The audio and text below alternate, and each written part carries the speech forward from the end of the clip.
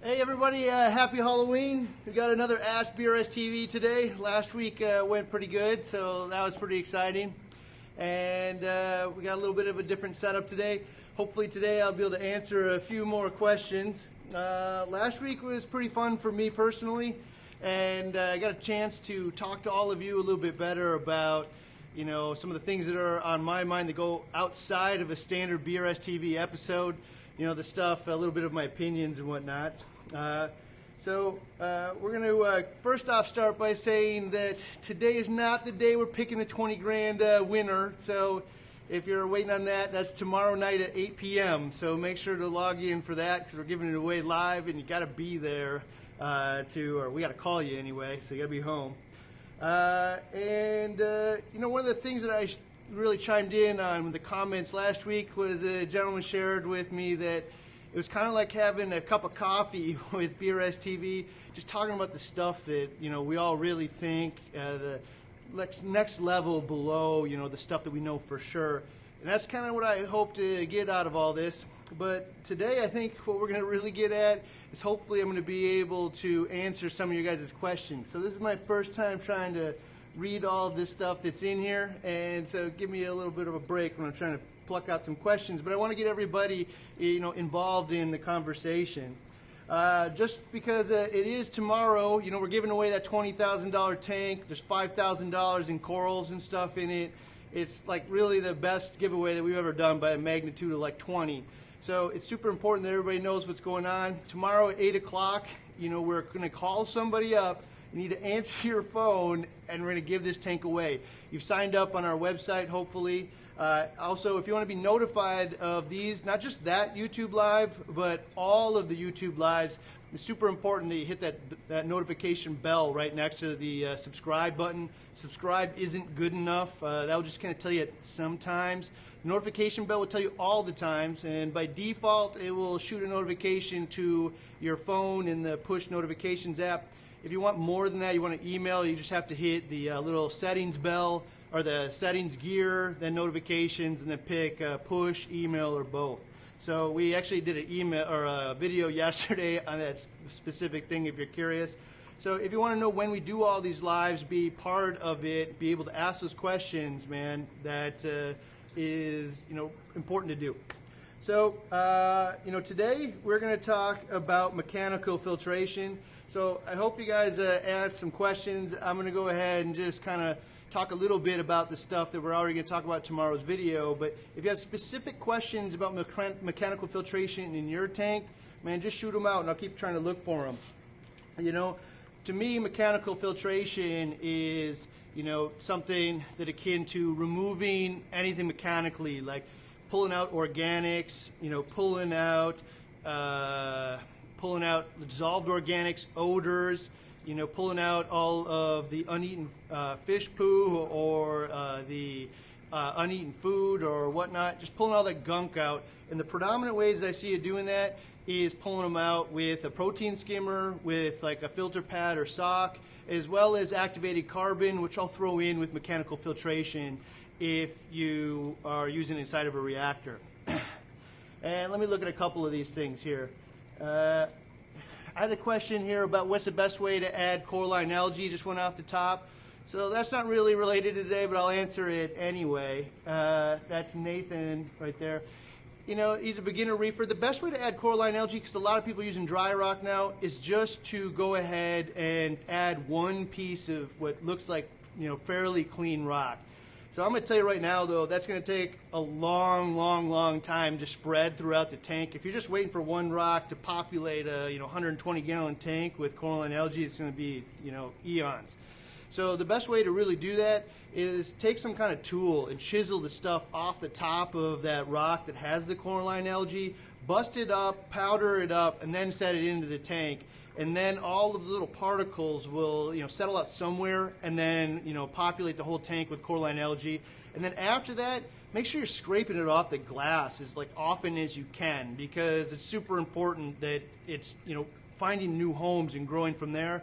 And the number one thing is high alkalinity. If you maintain higher alkalinity, you will grow more Coraline for sure every time.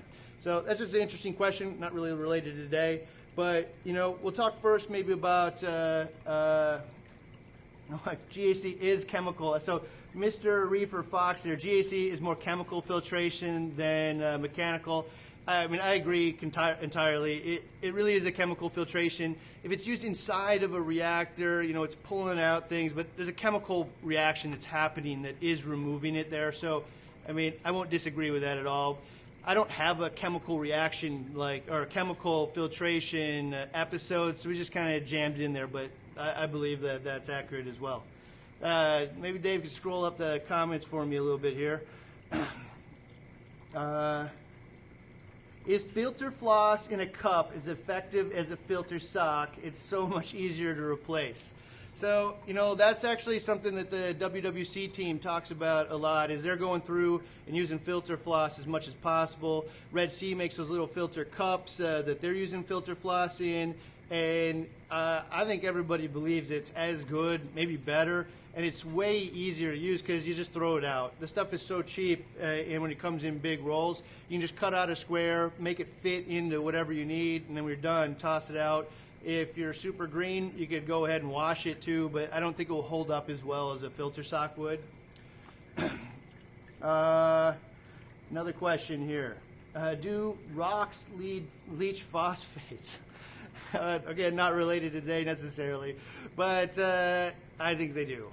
In fact, I don't really know exactly the mechanism that it's happening. I've soaked a lot of different rocks in water over a pretty long period of time, and you know, my initial thought was always that it was just organics inside the rock that was, you know, eventually dying and decaying, and you're getting phosphates from that.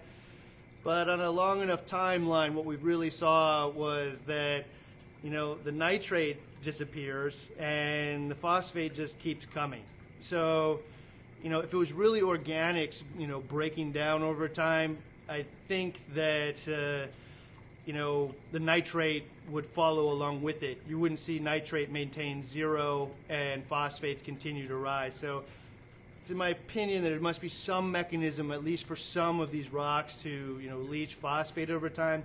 That said, I'm not really sure it's more or less than your average fish food does, or that it's an actual problem in the tank.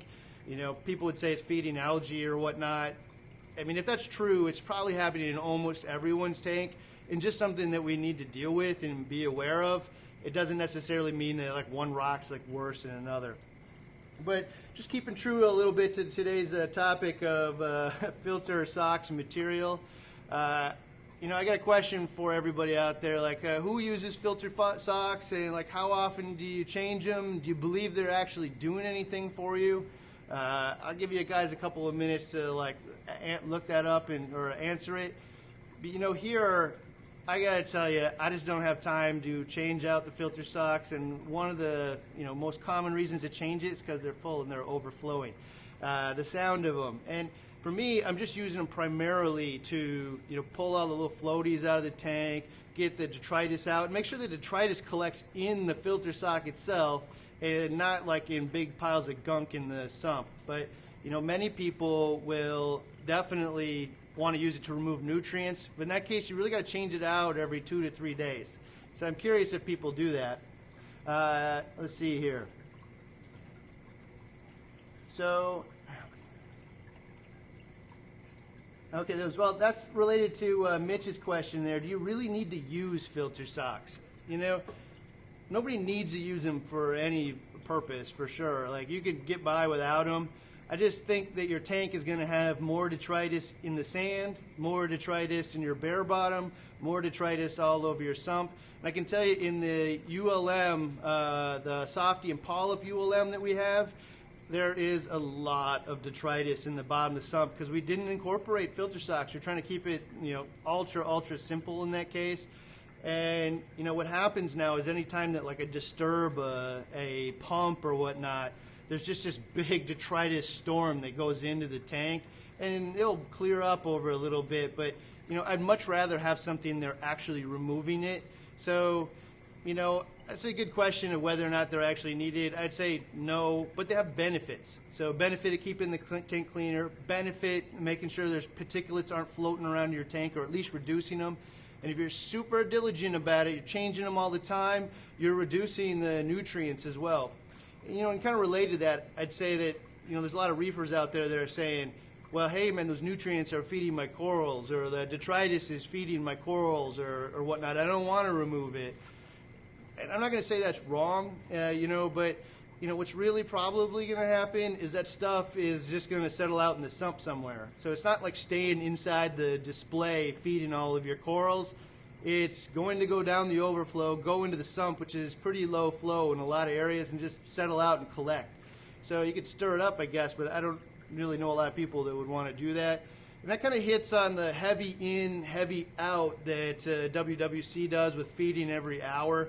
You know, they're putting all that protein and food into the tank, you know, constantly by the hour. But the stuff that doesn't get eaten and goes over the overflow, and all the fish poop that goes over the overflow as well, is filtered out in that pad, and they're like removing it rather than just let it settle out in the sump somewhere. That's part of keeping heavy protein in, but not having nitrates be like 300-400 or unmeasurable. You know, they're maintaining that stable, pretty much around 20 parts per million nitrate. So, wrap it up. Those filter socks do have value. You could get by without them. You know, the ULM that we do with the softies and polyps absolutely is a solid, awesome tank. But when I stir up anything in the sump, man, cloud. So you're going to see me change that almost certainly. I'm going to add some kind of filter sock to it for sure. You know, and that kind of hits up the roller mat thing. And like, I'd love to hear from like all of you guys if anybody here uses a roller mat or something like that. Those are those like toilet paper rolls that automatically remove all of the fish waste and turds that go down the overflow. And you know what it does is it does it in real time, man, because, you know, I got to change up my filter socks every 2-3 days for it to work. In this case, what all of those things work like is the water goes down the drain, the filter floss gets clogged, water levels rises, float switch recognizes it, and then rolls it all up into, you know, an excess toilet paper roll. And despite what you might think, it doesn't stink or anything like that. It's just easy. And honestly, after you use one, you kind of feel like this is archaic that I was manually changing these filter socks out all the time. You know, after you use one, like, this is the future. And, you know, I think you'll see in this week's episode, actually, Trigger Sumps is building them right into the sump design itself. And I don't mean like so I can go add a roller mat into it. I mean, they're coming up with their own design, and they are building it into the sump. Once you see it, you can tell that this is like the future of all high-end sump designs. Let me ask another question here. Let's see here. My questions are frozen here, Dave, so let me see. Well, I'll just move on here. So I will tell you that the roller mat itself is the new one. The compact one is a lot easier to use. That guy slips right on the side of the tank. It can be stood in any sump. I don't need any fancy plumbing fittings. In fact, there's just 3 barb fittings on the top of it, and you can unscrew it, and it's an MPT American fitting on the top, so it's pretty darn easy to use. So David Riviera says, I want to try the Triton method. How would you use a filter sock with that one? That's a super good question, actually, because we use the Triton method here on this tank, and we have a gigantic sump on it. And what I did was actually pull the roller mat that was on this tank off, because on that tank, or in the Triton method, it says kind of leave all that stuff in. It's going to decay and feed the corals. I mean, that's a general thought process anyway. And so when I look at this tank, and we're going to convert this one over to the WWC BRS Hybrid method, and I mean, am I going to put that roller mat back on? And I'm going to tell you right now, I'm not going to, because, you know, there's no purpose to it. It could remove some of the waste from the fish and the food that we put in, but right now I get 0 phosphate, 0 nitrate in the tank. I can't dump enough food into this thing. You know, there's 6 cubes of food and a plethora of other things that goes into this tank every single day. And I can't get a nitrate or phosphate reading, so, you know, I mean, we were even dosing straight nitrate of 2 parts per million a day to the tank and still couldn't get any nitrate readings on this tank. So I just don't know why I would use it. The one thing I'll say for sure, though, is if you're using a fuge, it also has a double-edged, sword to it, that it will remove all the particulate matter from the tank too, because there's essentially a giant pad of algae in there with the Kato that is working like a floss material to some degree, because it's super low flow and the stuff just sticks to it and settles out.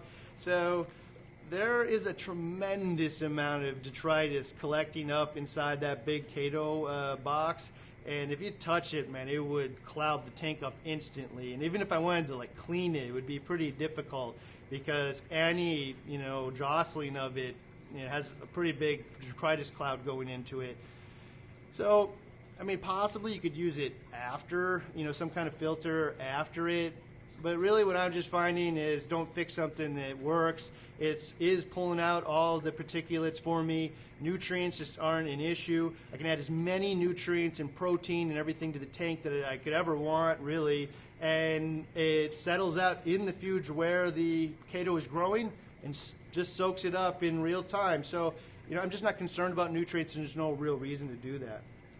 So I'm going to move on from the filter pad material in the spirit of time here, and talk about the next one, which is protein skimmers. So, protein skimmers are an interesting one, and hopefully I'm just going to preempt a question here of, do you even need a protein skimmer in your tank as well? And I guess I'll say no. You absolutely don't need a protein skimmer in your tank, especially with today's methods of reefing. There's just the protein skimmers, all it's really there to do is, remove all of the organics before it has a chance to break down completely. And I guess I'll go back to the filter sock just for a second. The filter socks and the roller mat, those are the only things on the entire tank that are capable of removing the food or fish waste before it breaks down. Every other filter that we're going to put on the tank is going to remove it in some state of decay. So the skimmer maybe can take some larger or organic particles, but and a lot of it's just going to be removing proteins and different things that are broken down from the foods or poo that has gone into the tank. And so, ultimately what we're trying to do in that case is remove it before it breaks down to nitrate and phosphate, which has historically been pretty undesirable in the tank. And, it's kind of a little bit in contrast to saying, hey, I want to feed protein to the tank. But again, it's about finding balance. It's about how much food I can put in the tank and not cause problems with algae and whatnot, because all of these things are nutrition for the corals and the fish, and keeping them healthy is important. But I don't want a tank that's full of algae either, because that thing's probably going to come down if it's the tank needs to look good. It's in your living room. So, in relation to skimmers, I guess I'd just say, is it worth the effort for you to install? It's, money, it's noise, it's maintenance. I need to take care of it. And I'll say in most cases, it probably is, because, if it's set up right, it's removing a good amount of the organics. How much is really up to some debate. I guess I'd personally say that if you set up a properly sized skimmer for your tank and it's, perfect, it's probably going to remove, somewhere between 40–50% of the amount of organics in the water. If it's set up really poorly, then it's probably going to remove 10%, 0 if it's not working at all. So if it's doing 0 at 10, it ain't worth putting it in. It ain't worth taking care of. So you want to make sure that you're getting the right one. And so there's a question here of MSE 135 of, what does it mean to over skim? I don't know if that's, really possible, because no matter what, these things aren't 100% efficient, and no matter what, the water in our tanks is considered heavily polluted in relation to, the water in the ocean or reefs. And there's probably some dirty reefs out there and some lagoons and stuff, but I'm just talking as a whole. I don't think you'd really over skim. You can probably over filter, meaning that the skimmer plus the fuge plus the whatever you're going to put in this tank eventually over filters the tank, and there's just too much going in or coming out. But for over skimming, I just think it'd be difficult to achieve, because you're probably not removing more than half of the organics at best. So let me see here. Yeah, those anthias did get pretty big. They're actually, Chad told me the anthias there are about to breed, so it's pretty interesting to see if that happens. He said they may have already started, actually. So if we ever get that on tape, it'd be fun. So how big should the skimmer be for Michael there? That's a super good question. And, you know, if you asked me 10 years ago, I'd say get the biggest skimmer you could possibly get because, you know, bigger's better. You know, information evolves and we all understand everything better. The reality is that the right size skimmer is the right one. Meaning right size means I got a skimmer chamber that, you know, is going to match the amount of water that goes through it, matches the amount of air that goes through it, and, you know, is matched to the amount of organics going into the tank. So knowing that perfect just like isn't a real thing, you know, you'll never get the one. And you're always going to be, you know, choosing between two different options. Probably you'll, you know, pick a brand, then you'll pick, you know, a style or type that fits your budget or space, and then you'll pick, you know, should I get the big one or should I get the little one? And this is what I would say is the big one represents the most potential for removing the most waste. And it's usually because it's going to have more air and surface contact time. It's going to have more water going through it. It's going to have a bigger chamber. But I also would say if you're going bigger than you need, it's going to be really finicky and it's going to be less stable. You're going to have to tune it all the time to match the amount of organics that are in your tank. And so personally, I think most of the skimmer manufacturers will hate me for this, but I would go smaller. And my opinion is the smaller one may not be the most efficient thing out there, but it will work all the time, you know. So the amount of organics in your tank will go in, there'll be enough air, there'll be enough water going through it. It's the top of the skimmer is also much smaller, which means I only need to fill up about this much foam before it starts overflowing the top. If I got a big skimmer, you know, I may have to fill up a cup that's like this, you know, it's almost a coffee can of foam before that dry foam even goes over the edge. With a smaller skimmer, it's really not actually all that hard. And, you know, really, it's just easier to tune. It will remove a lot of organics. It probably just didn't hit the max. Like, if you added more air and you added more water going through it and you fed more organics into it, you could probably get more, but then you hit that, like, diminishing returns where it won't now fill the cup up anymore. And, you know, so, you know, picking between the two, I want maximum efficiency, go a little bigger. Picking between the two, and I want the easiest to operate skimmer. It's my personal opinion that if you went smaller, it'll be easier to use. You know, in relation to that, I'm also going to say that I feel like, you know, one of the things that we've dealt with over the years, you know, with lighting is what I call par wars. You know, like, you know, we didn't have enough light with LEDs, so they had more focused lenses, and we got higher and higher par readings.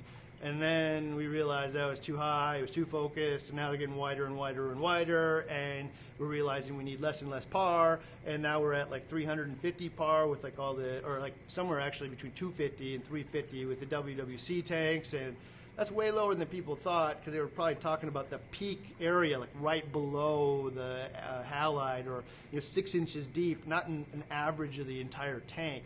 So, you know, we had par wars there. I think to some degree with skimmers, when we also had the, what I would call a, you know, air wars. You know, we wanted to make a bigger and badder skimmer, and so we just kept pumping more and more air into these things, and it's, you know, a saleable thing. It's in the bullet points, more air, more air, more air. And the concept is, if I put more air and the bubbles are tinier and tinier and tinier, well, you know, there's more surface area. There's more area for the protein to attach to. And theoretically, it should be more efficient, you know. I just think that's probably like only one piece of the entire puzzle here in terms of performance. Surface area is important, but I gotta tell you, some of the really flow airs, like those pretty inexpensive octopus skimmers, are some of those skimmers where I see you just plug it in and it works. It doesn't work like the best, but like you're not monkeying with it all the time. It just works. It produces results, and I'm not getting those skimmers where you see top to bottom, you know, foam that's, you know, 12 inches tall, and there's so much air in here, but like it's not producing anything. At the top of it, it's just kind of a boiling surface, bubbles, and it doesn't like do anything. And you know, the way that this week we really talked about it a lot is the purpose of the skimmer is not to create bubbles. You know, I'm thinking about it like an engine. You know, what I really have here is an engine inside this tube that's designed to create foam. And not bubbles from here to here. It doesn't work. The engine's not functioning if on the top of it I'm not creating a organic laden foam that flows over the top.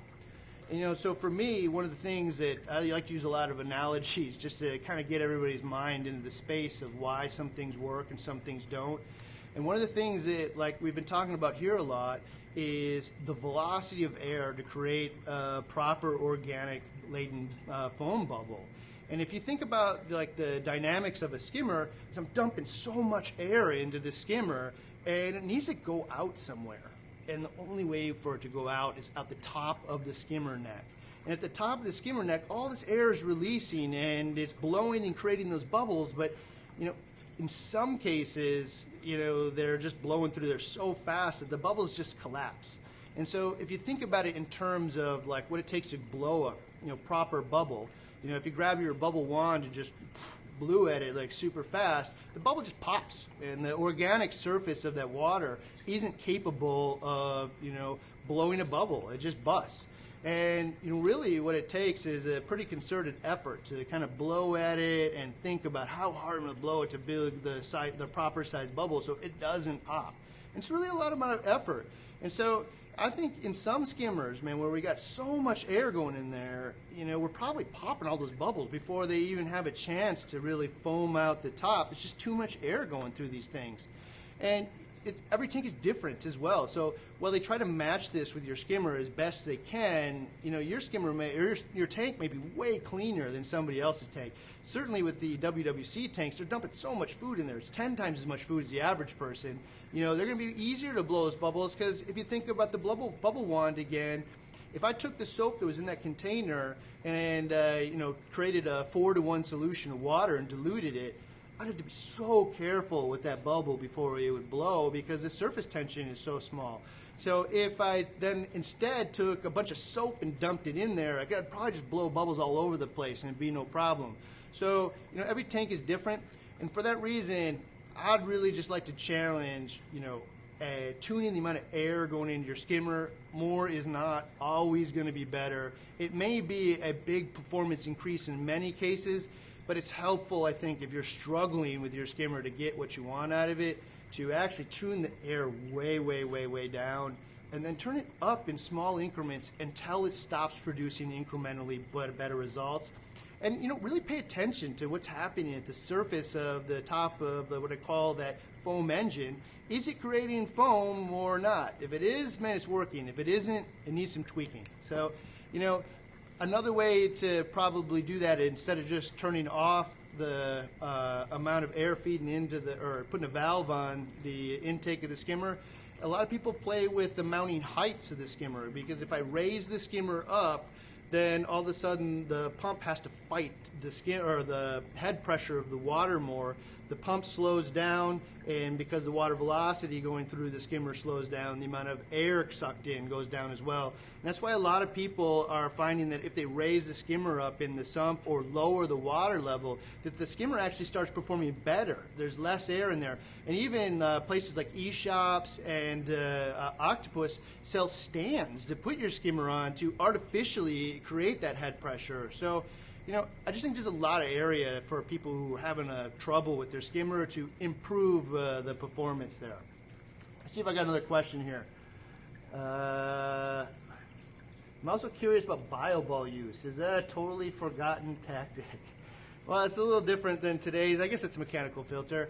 So it's more of a biological one, but you know, bioballs just used to have trickling water going over the top of the bioballs and going into the tank.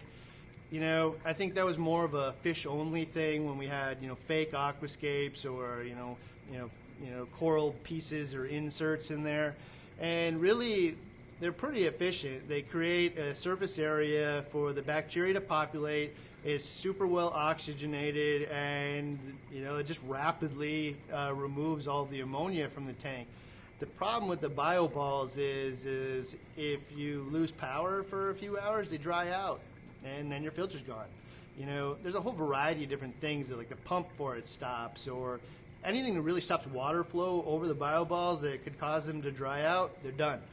So, there are solutions for that, like those marine pure balls, or the any of those ceramic medias. They stay wet for probably days at a time. But I also don't know if I want water flowing over the surface of those, beating on it, because they're kind of, fragile material. So that probably wouldn't be my favorite thing. I'd also say that people call Bioballs nitrate factories, which, to me is not a real helpful term, because I just don't think it's true. Basically the thought process is it's turning the ammonia all into nitrate. Well, it is, but so is the live rock in your tank. And the live rocks, or any other surface area, the bacteria is going to turn it into nitrate eventually. The only thought process between being a nitrate factory, I guess, is that if you believe a significant amount of that last step of the nitrogen cycle, where it turns into nitrogen gas, is happening on that rock, or maybe, I guess only the rock, because the sand could be in a tank with a Bioball filter as well. If you feel like that's happening, then it's not a factory, it's just that nitrates, or the Bioballs won't remove nitrates in any manner. I'll say that I personally don't believe a whole lot of that last step is actually happening in the rock or in the rock surface. That's just my personal belief. It might happen to some degree, but probably not to an overly helpful degree. And the only reason I believe that is just because of the sheer volume of people out there that have live rock and don't actually feed all that much, and still have tons and tons of nitrate in their tank. So, it could be a certain rock is better. I know for sure when we douse the Pucani in water, you can see it like a sponge soaking up the water, and you pick it up, and it weighs way more, and it's not pouring out of it. Like, the water is going through this rock. I do a piece of Reef Saver, and it doesn't pick up hardly any water. So, one of them might be doing this more than the other, but I think by now, if this was really a highly functional way of removing nitrate from the tank, we would have identified that, collectively as a community and been working on it. But really, what we've done is found 100 different other ways to remove nitrate from the tank that are all way more effective. So I guess that's the reason you don't use Bioballs. Outside of that, also, it's just unnecessary, because most of us are using live rock, and it's totally adequate. So let's see here. Any other questions right here?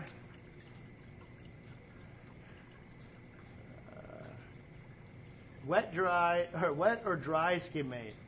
I guess personally, if you can replace the water properly, why not remove as much as you can? So the wet's if doing it wet, you're going to remove, a lot more of the organics. But on the other hand, you're also removing a lot of salt water along with it, which means you're going to have problems with your auto top off, replacing it with fresh water. That's just a personal opinion. Skimming it dry, physically looks like it's removing more in many cases, just because you can see how organic laden it is. You can also see like the muck that's like in this inside of the cup a little bit better.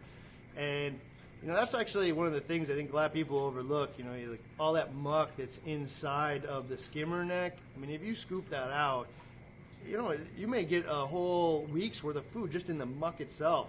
So cleaning out the skimmer just isn't only about the liquid that's happening there, because there's waste building up in the neck as well that when you removed, you've exported it out of the tank for sure. So is high water flow recommended in the sump there, Keith? That's one of those things we're actually going to hit on in the future, and I think actually maybe 2 weeks. A lot of people talk about 10x flow in their tank. I think that's kind of left over from a period of time of when we used flow in the sump to actually, provide flow in the tank. I mean, to some degree we're doing that, but I don't think most people are doing that, especially with like an SPS tank. Maybe in really low flow environment, like a softy tank where it just can't sustain high flow, you would still consider that. But really, the only thing for flow through that sump is what's in the sump. So, if in the sump the only thing is it's in a heater, and there's a heater, I only need to flow the water through the sump fast enough that it heats the water in the entire system, which might be 1 times turnover in an hour, or 2, maybe no more than 3. If I want to use a protein skimmer, the only thing I really need to do to flow through the sump is make sure that the chemistry in the sump is pretty darn similar to the chemistry in the tank, and flow that through, and the skimmer will remove a lot of it. And so that kind of depends on how fast your skimmer actually goes through water as well. So if your skimmer is only flow rate for your skimmer after everything's been equated is 100 gallons an hour, man, you may not need more than 100, 200 gallons an hour to match the need for that skimmer with your return pump. Things like going through a sediment filter, or not sediment filter, I guess a sediment filter with a filter sock or filter pad or roller mat stuff. The only thing I need to go through there is enough times an hour that it filters out the particulates. So if I had a bare bottom, where the stuff is getting blown up constantly and is going to go down there, I may only need 1 times turnover again. I mean, I don't think anybody runs 1 times turnover, but we can talk about 1 as a minimum. 3 actually doesn't sound so bad, And the reality is why overdo it? Because if I can have a smaller pump in there, that gives me more money to have like a redundant pump either sitting around or redundant pumps going at the same time.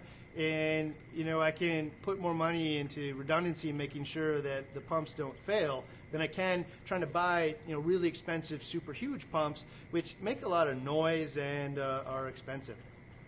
So let me see if I can find another one here.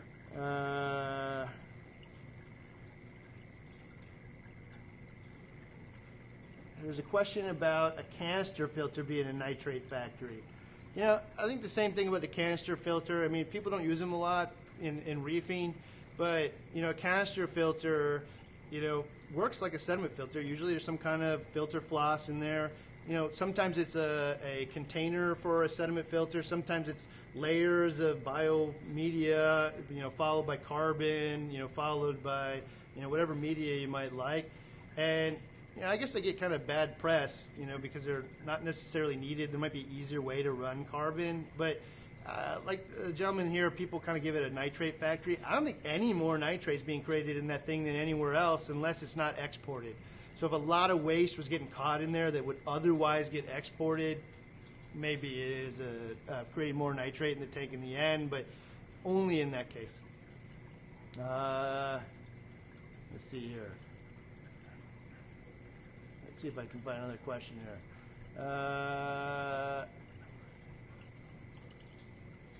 So have we talked about algae scrubbers yet? A lot of chatter about them being very good. All right, so I mean, I don't know if we're gonna hit on algae scrubbers and refugiums next week. I mean, I guess you could call it a mechanical filter of sorts. Not really, more of a biological kind of filter, but algae scrubbers are pretty popular here inside the office walls here. I don't personally use them very often, but there's a variety of tanks that do, and if I show you the tanks, you're going to say, well, that's pretty awesome results, especially Zach's tank. And it's pretty simple. You just scrape the algae off. It's growing like a hair algae. Essentially, goes rapidly, and it's a really easy way to remove all of the nutrients from the tank. He doesn't run a skimmer, and again, if you see his SPS tank, predominant SPS tank, it's a 60 cube, and he's doing awesome with this thing. And it's probably the best tank currently here within the walls, especially in a smaller form factor. And so it works a lot. The one thing that I'll say about it, personally for me, is I don't pick algae scrubbers a lot just because I don't want more maintenance. I don't want to have something that I have to clean, semi-frequently. Like where with Cato or just algae based refugium, just let it grow out. And to be honest, man, I almost never pull any out, so just let it get super, super thick until it forces me to pull some out. So for me, a big bat of Cato growing with a light that turns on and off every night is about the easiest thing possible. But, one of the nice things about algae filter or algae scrubbers, they're so small and compact and they can fit in an area if you can incorporate it into your sump properly. There's a question there of what's better, UV or carbon to clear water, and that flows over pretty close into the next one, which is we're talking about carbon. You know, if you're talking about like a bacterial filter or clearing the water, UV, I guess. I don't think a lot of people use UV. It's not that it's like bad or anything. It's just, I would say, the last possible thing I would buy in terms of filtration for the tank.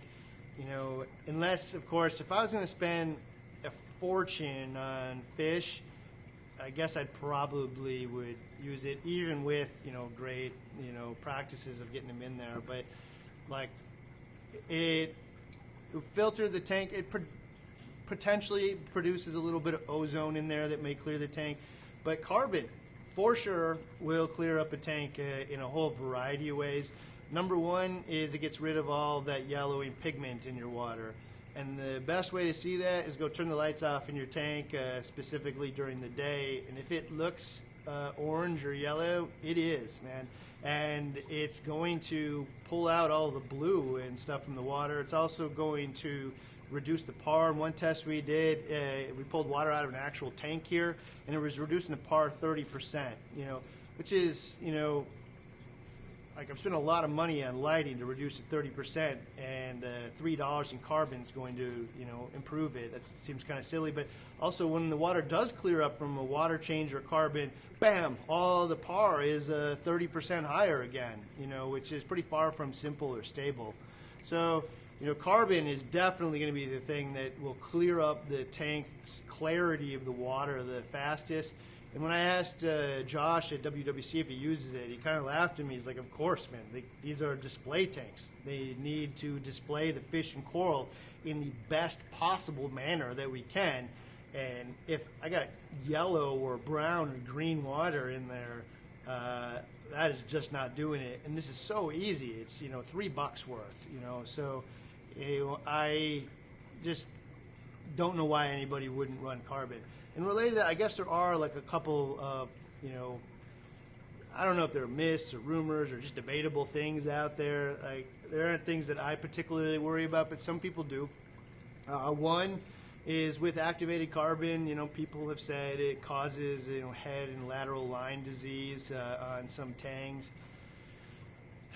Just with the sheer volume of fish, tangs that are out there versus the sheer volume of amount of people, I should say, out there using carbon, there's definitely bound to be some crossover there. So I really question, the validity of that, because I've never run into that problem ever, and I've used carbon on every tank, every one of them here. Everybody's seen the amount of tangs that are in all the WWC tanks. They're not getting that. So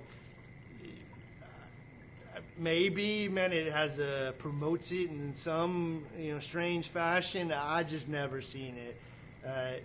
So I guess I wouldn't call that. The other thing that people say about carbon is it's removing everything. I mean, everything's a strong word, but it's removing a lot of organics and indiscriminately, and probably some good things as well.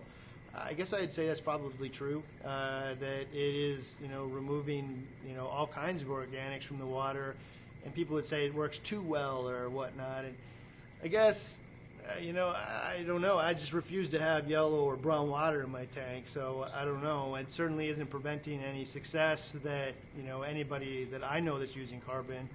The one thing I say is there's too much of a good thing for sure. If you're changing your carbon out every 3 days, that probably is a little bit much. It's been my experience and everything I know about carbon, and I've put a pretty good amount of time into it, is the stuff really depletes in a matter of hours to days. And, it's made really for, mostly for cleaner liquids than an aquarium in many cases. So especially the stuff that is used in the aquarium industry. And so it's just rapidly depleted with the amount of organics that are in the water. And then very quickly after that, it gets filled with a bacterial film that builds over all of the pores, and it clogs with detritus. and it just doesn't work the same way it would like in freshwater, where it can work for months, maybe a year in some cases. In the aquarium, it just gets rapidly depleted. So, in terms of does it work too well, I think a lot of people, what they'll do is just use it for 3 days and take it out. And I think that's what they're doing at WWC, is just using it for a matter of days, clean up the water, remove it. In our case, a lot of us will just leave it in, and then we do maintenance once a month. We'll go ahead and pull the carbon out and replace it with new carbon.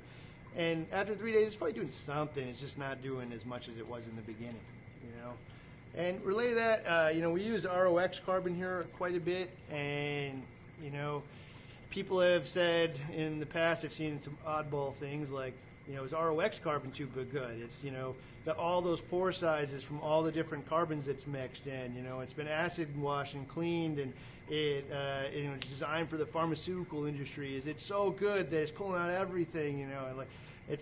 I'd rather use a crappier carbon. That just sounds insane to me, that you would want to use something that intentionally performs poor. Just use less. If you were running into a legit issue, the nature of having a high efficiency product is that you can use a very tiny amount of this stuff and get the same results. And the beauty of that is most of this stuff comes out of the ground.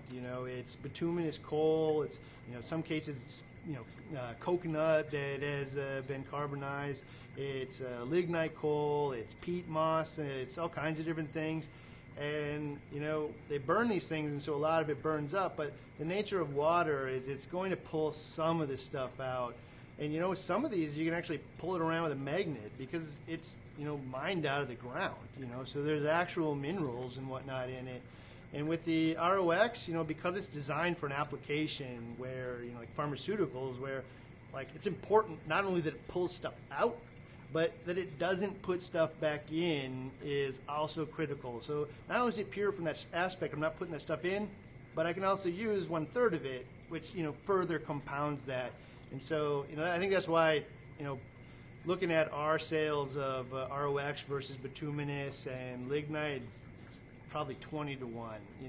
It's also so cheap that, it's not like buying a $1,000 skimmer versus a $200 skimmer. In this case, I'm buying a $40 bucket of carbon versus 15, but I also get to use half as much, so it's really like buying a $20 carbon. Like the savings in a month is like 50 cents, so why not use the better one?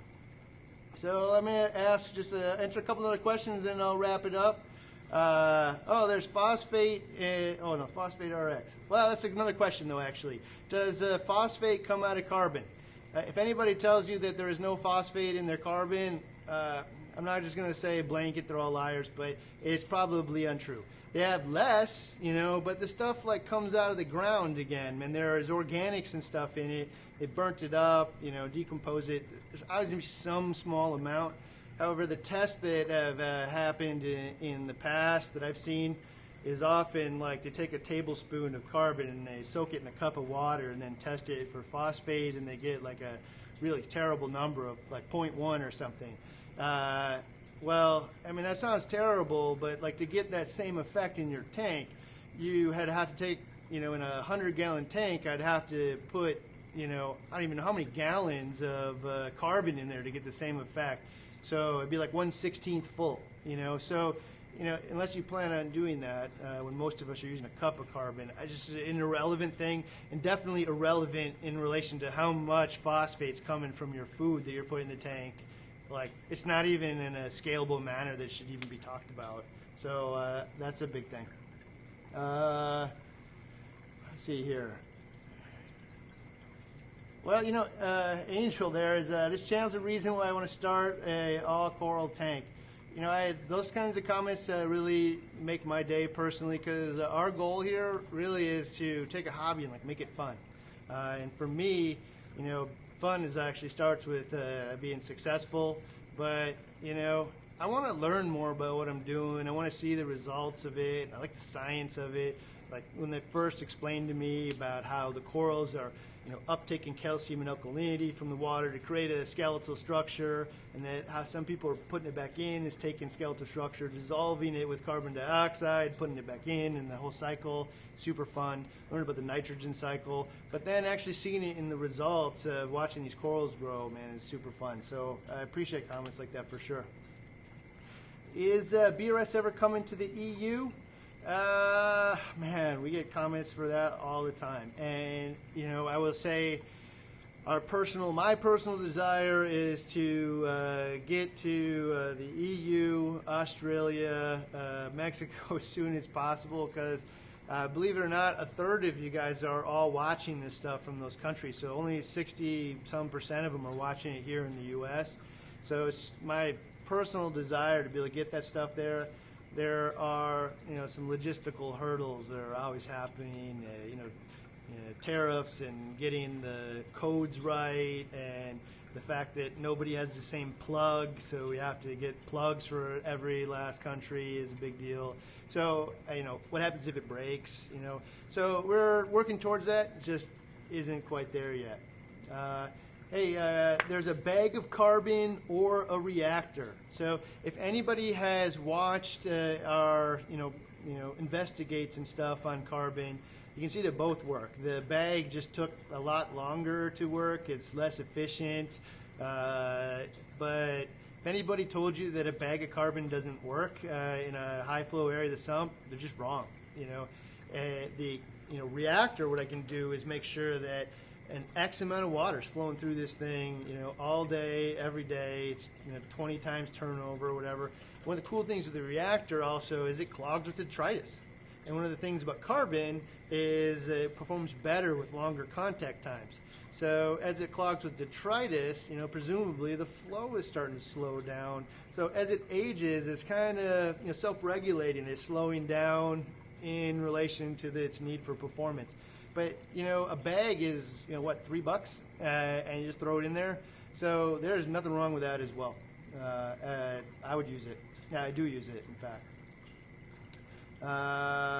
Let's see, what else here? You need another 52 weeks of reefing, Billy. Well, Billy's one of my favorite people to see at all the shows. So, I kind of feel like the WWC thing is the hybrid system that we're producing is a 52 weeks of reefing. What's different for me between those two series is, in the 52 weeks of reefing, I spent a lot of time and we talk about UV in its entirety, and here's UV. Here's now everything you could possibly want to know about UV. But you're on your own, man. Do what you want with it. We did set up a tank here that if you want to follow this exact thing, man, you could, do what we did. And, it's good to have that background knowledge. And, I like to hear a lot that people say when you get a new reefer, I just send them, go watch 52 weeks of reefing. And, for me, that is a really solid baseline of knowledge. There's probably, 15, 20 hours of stuff on reefing in there. And, it's a collection of a lot of knowledge that's in here, avoids reading 15 different books, and gets you a baseline. But, what it didn't do was give you, do this and you'll be successful for sure, right?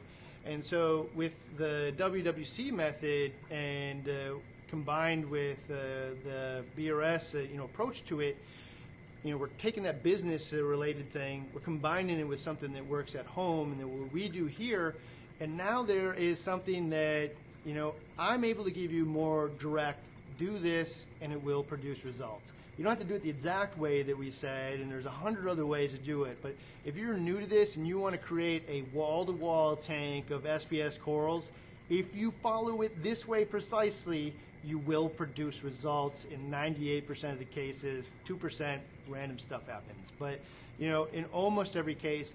And the format that I'm doing now, too, is, we're going through this stuff, and we'll tell you kind of right away what the benefits of this thing are. The second thing we'll tell you is, what is it that we all agree on for sure? Live rock absolutely filters ammonia. Anybody who says otherwise is just wrong. And then we can get into the things that people are debatable. And this is, for me, the first time where, I'm real comfortable sharing, the things that I think, the things that the people here think, the things that I see on forums and whatnot that people think. and because you get the chance to represent them as that and not as fact. It's a lot of anecdotal stuff because that's the way that the hobby learns. We all learn from each other. We watch our tanks, we share, and those things are pretty far from fact. But if we can get enough people in the right space, we're all throwing at the dartboard and we all start to hit the same area, it's probably getting closer to truth. And then taking that information and then hearing what is it and exactly how does WWC produce it with those 3 tanks that they have there, and then what did we do here, and then more importantly, well, let's show you 3 different tanks where we follow that advice, and some of it we'll probably have to deviate from like this tank. I'm just not going to use a sediment filter on it, and you're going to be able to, or I shouldn't say sediment filter, we're not going to use a roller mat or a filter sock on it, and you'll just get to see the results. But the XXL 750, we're going to follow the thing precisely, and on a smaller tank like the E-Series 170, it's an all-in-one tank, which is super popular these days, and we are going to show you they can produce the same results, in that thing, and we may have to, fudge it a little bit from the system, but you'll understand why and how to fix it if you wanted to.